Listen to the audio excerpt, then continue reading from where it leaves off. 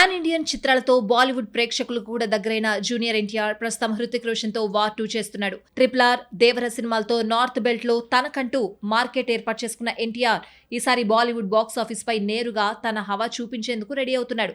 అందుకే B town తెరంగేట్రానికి సిద్ధమయ్యాడు. War 2 సినిమాలో హృతిక్ రోషన్ తో ఢీ కొట్టబోతున్నాడు. ఈ సినిమాను అత్యంత ప్రతిష్టాత్మకంగా భారీ బడ్జెట్ తో తెరకెక్కిస్తోంది యష్ రాజ్ ఫిల్మ్స్.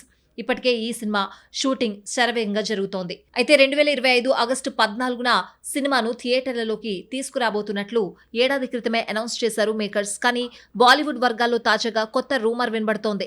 వార్ 2ను ఈ ఏడాది ఆగస్టులో తీసుకొచ్చే పరిస్థితులు కనిపించడం లేదని టాక్.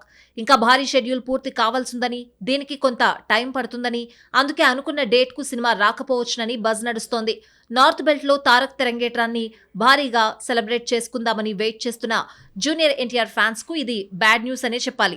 అటు ప్రశాంత్ నీల్ సినిమాను పట్టాలెక్కించిన ఎన్టీఆర్ మధ్యలో వార్ 2 షూటింగ్ లో పాల్గొనాల్సిన పరిస్థితి కనిపిస్తోంది. ఈ ఎఫెక్ట్ ఎన్టీఆర్ నీల్ సినిమాపై పడే ఛాన్స్ లేకపోలేదు. అసలే ఈ సినిమా షూటింగ్ చాలా డిలే అయింది.